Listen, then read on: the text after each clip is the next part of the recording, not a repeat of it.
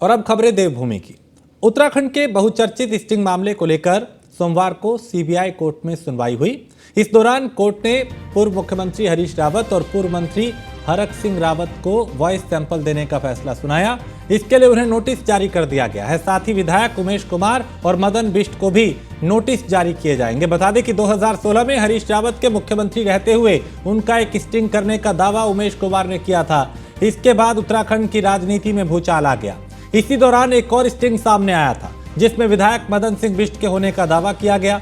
इसमें हरक सिंह रावत के भी शामिल होने का दावा किया गया था। दोनों ही स्टिंग के बारे में उमेश कुमार ने दावा किया था कि हरीश रावत सरकार को बचाने के लिए विधायकों की खरीद फरोख्त की डीलिंग की जा रही थी। इसमें रुपयों के लेन देन होने की बात का दावा भी स्टिंग प्रकरण के दौरान किया गया। बाद में इस पूरे मामले की जांच सीबीआई को दे दी गई। स्टिंग में जो आवाज है उनके मिलान के लिए इन चारों ही नेताओं के वॉइस सैंपल लेने की अनुमति सीबीआई ने अदालत से मांगी थी।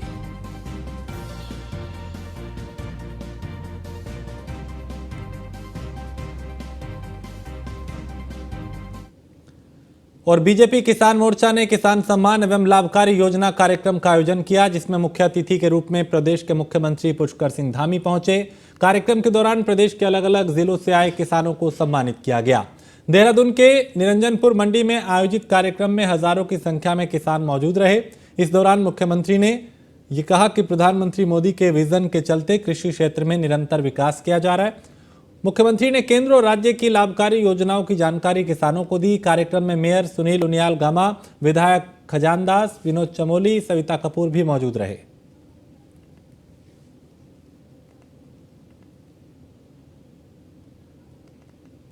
जो हमारा आम बजट था, सामान्य बजट था, उसमें हमने किसान भाइयों के लिए एक अलग से जो है प्रावधान किया और उसके अंतर्गत किसानों की आय तो आदरणीय प्रधानमंत्री मोदी जी ने जो पहले से ही जो है विजन तैयार किया हुआ है उसी पर काम करते हुए हमने प्रदेश के अंदर 18,000 पॉली हाउस बनाने का निर्णय लिया है।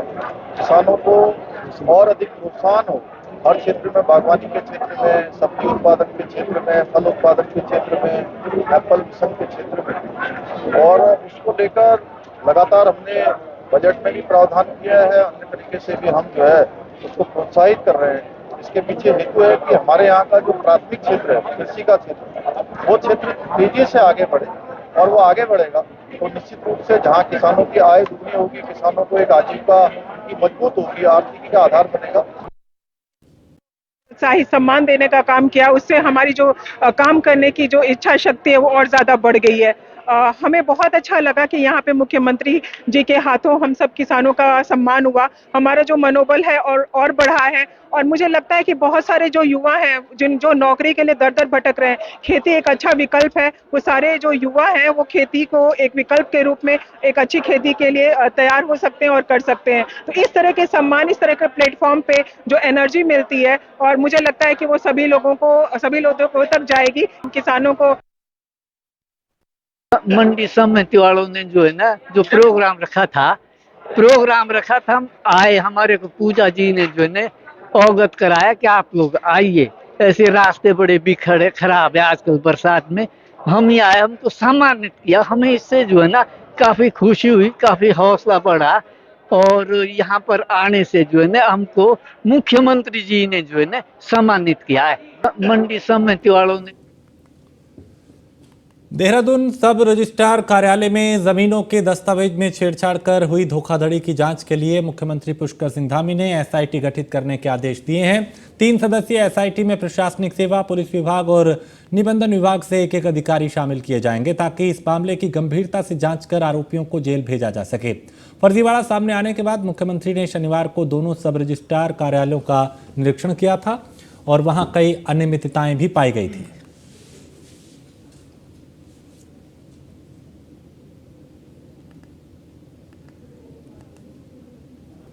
सीएम पुष्कर सिंह धामी ने प्रदेशवासियों को लोक पर्व हरेला की बधाई दी और सीएम ने कहा कि जितना हो सके ज्यादा से ज्यादा पेड़ हरेला पर लगाएं और पेड़ लगाकर देखभाल भी करें।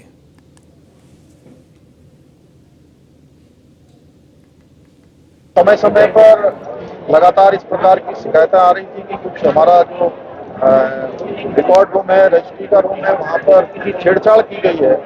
और उसके लिए हमने SIT का गठन कर दिया है। उस पर हम सख्त कार्रवाई करेंगे। किसी भी प्रकार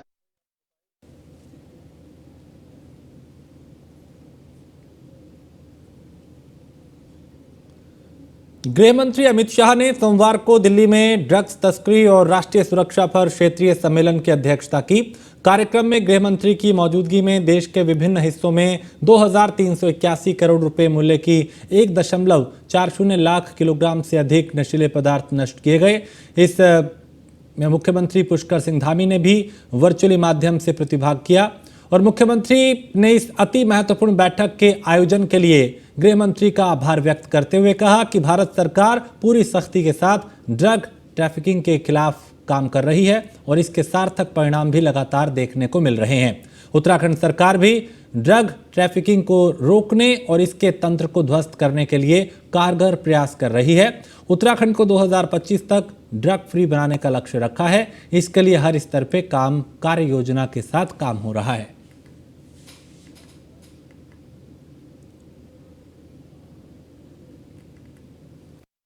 नशे को लेकर आज आदरणीय गृह मंत्री अमित शाह जी की अध्यक्षता में बैठक हुई है और उन्होंने जो निर्देश दिए हैं राज्य के, हम उस पर तेजी से काम करेंगे और हमारी प्राथमिकता है कि 2025 तक देवभूमि को ड्रग्स फ्री देवभूमि बनाएं।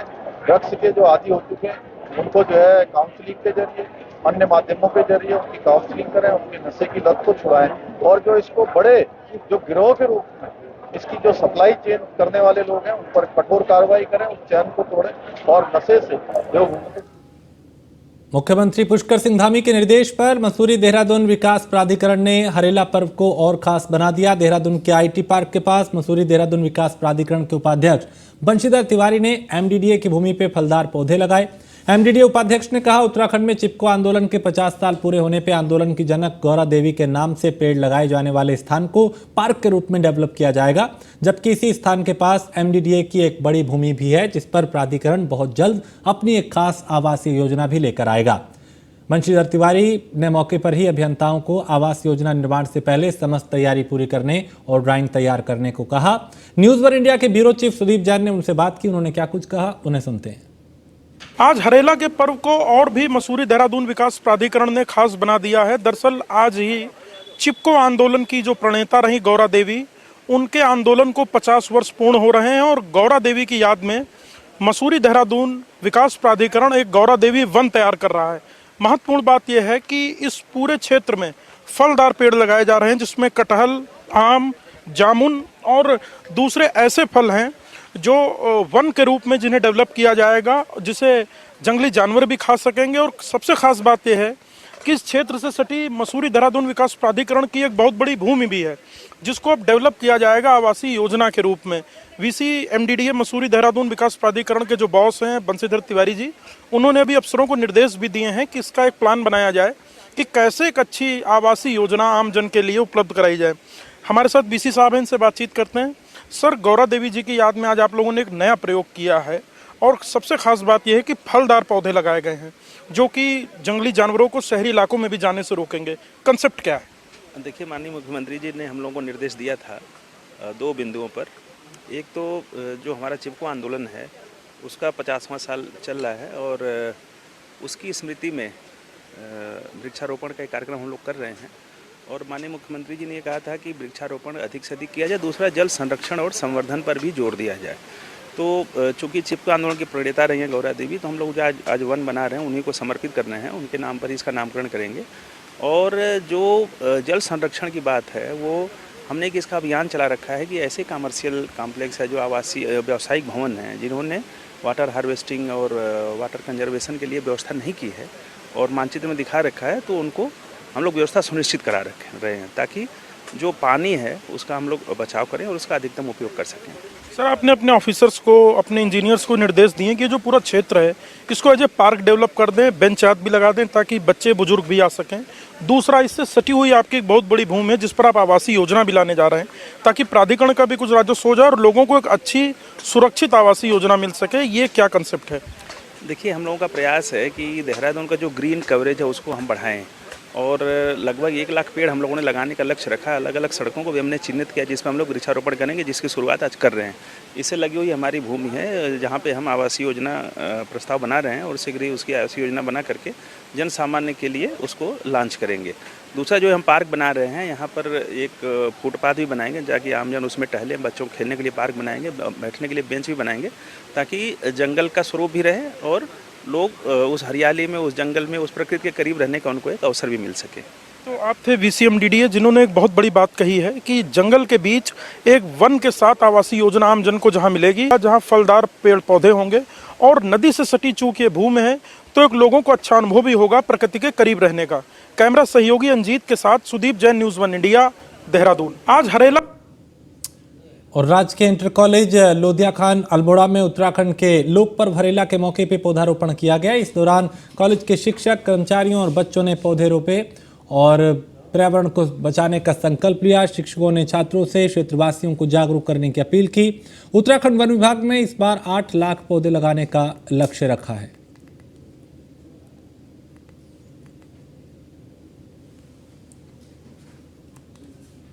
हरेला के मौके पे पौड़ी के जिला के समीप 3 हेक्टेयर भूमि पे पौधारोपण किया गया। इस कार्यक्रम के मुख्य अतिथि प्रभारी DFO गढ़वाल KN भारती रहे। SDM मुक्ता मिश्रा के साथ स्थानीय महिलाएं भी पौधारोपण अभियान में शामिल रही। इस दौरान 300 से ज्यादा पेड़ लगाए गए। हरेला पर्व की आप सभी को बहुत बहुत बधाई। और हरेला पर्व पर जो है प्रशासन, वन विभाग, अन्य विभाग सब मिल के जो है इस जजी के सामने एक 3 हेक्टेयर के एरिया में प्लांटेशन कर रहे हैं। आप देख रहे होंगे कि हमने इसको सुरक्षा के दृष्टि से पहले निश्चित करा रखा है और यहाँ पर एक आदमी भी हमारा रहेगा देखने के लिए। कितने पौधे आज लगाए हुए? उत्तराखंड की लोक संस्कृति के महत्वपूर्ण पर्व जिसमें मनुष्य को प्रकृति से जोड़ने का संदेश निहित है, उसके तहत आज फॉरेस्ट विभाग के तत्वाधान में यहाँ पे पौड़ी में वृक्षारोपण का कार्यक्रम आयोजित किया गया है, जिसमें सभी विभागों का पार्टिसिपेशन है और इन्होंने 3 हेक्टेयर का एक एरिया आइडेंटिफाई किया है जिसमें बृहद वृक्षारोपण किया जाएगा। इसके अलावा जनपद में विभिन्न स्थानों पर वृक्षारोपण 13 जुलाई को मालन नदी का पुल टूट जाने के बाद से ही विधानसभा अध्यक्ष रितु खनोड़ी कोटद्वार को भाबर से जोड़ने के लिए लगातार प्रयास कर रही हैं। पुल टूटने के तुरंत बाद से विधानसभा अध्यक्ष ने अधिकारियों को मालन नदी पर ह्यूम पाइप से वैकल्पिक मार्ग बनाने के लिए निर्देश दिया था, जिसमें आज विधानसभा अध्यक्ष ने मौके पर पहुंचकर बन रहे वैकल्पिक मार्ग का स्थलीय निरीक्षण किया।